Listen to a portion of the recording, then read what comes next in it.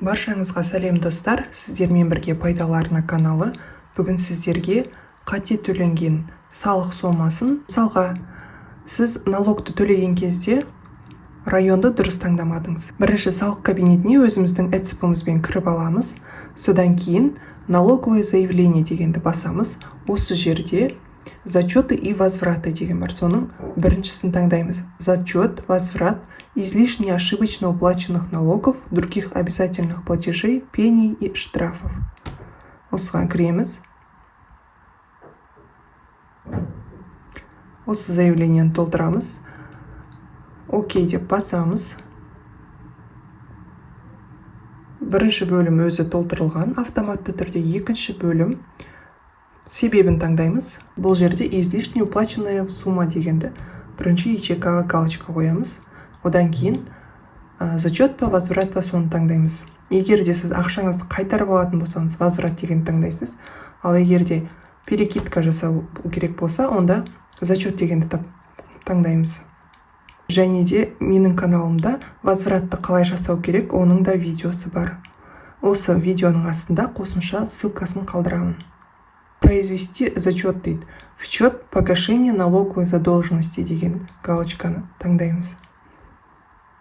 Ары қарай бізге керек жоқ, возврат бізде жоқ, себебі егер возврат болса, мына жерде біз банкты карточканың номерлерін жазу керек боламыз. Екінші бетіне өтеміз. Явный место нахождения ИП, соны таңдаймыз. Ол үшін біз регистрационные данные, сервис регистрационные данные деп кіріп, обновить етіп аламыз да, осы жерден УГДың номерін қараймыз. 7102 Абайский район. Енді осыны мына жерге жазамыз. Место нахождения ИП 7102.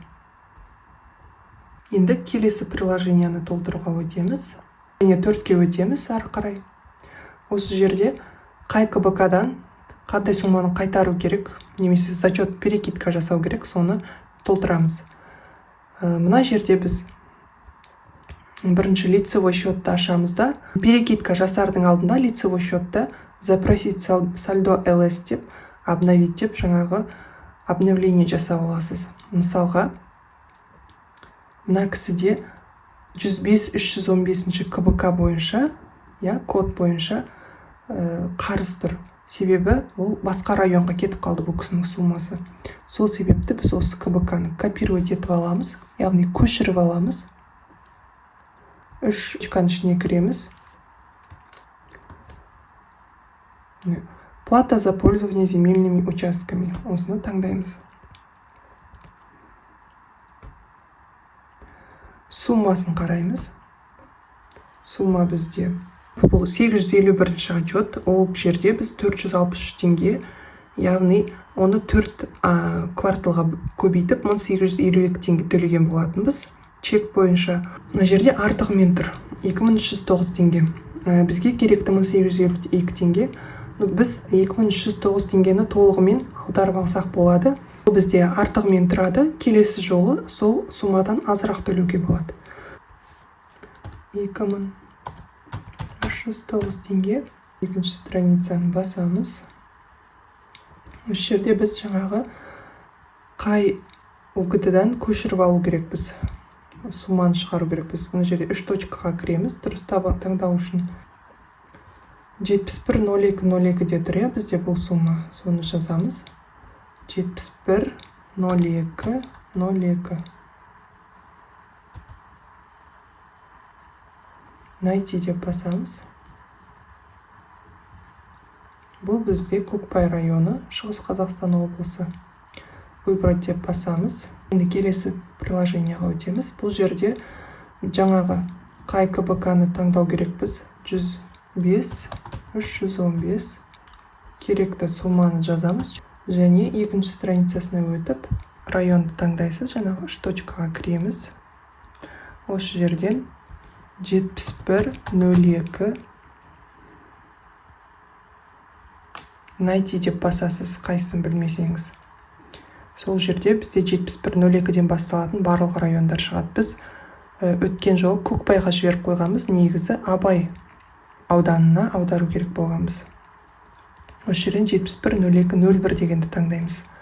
Себебі міне ИП-ның жаңағы лицевойын қарасаңыз, осы жерде бізде төлену керек сума міне 71.02.01 болу керек болған. Автоматты түрде осы жерде бин шығып тұр. Енді проверить заполнение деп басамыз. Қате ма, дұрыс па біздің толтырып жатқанымыз. Ошибок нет дейді. Ошибка жоқ болса, отправить в ОГД деп басамыз. И сізге осындай уведомление шығады. Ескертпе явный, осы сума бізде мына районнан осы районға ауысады деп сізге келіп тұр. Окей дейсіз. Егер келісетін болсаңыз, принципімізді таңдап қол қоямыз. Отправка успешно завершена дейді. Окей дейміз. Жаңағы налоговое заявление деп қайтадан басып, осы жерден жаңағы жерден найти дегенді басамыз. Сол кезде біздің барлық өтініштеріміз шығады. Ең соңғысы заявление успешно обработано деп тұр. Демек біздің заявлениеміз кетті деген сөз. 10 жұмыс күнінің ішінде сіздің жаңағы салығыңыз бір УГД-дан екінші УГД-ға ауысады.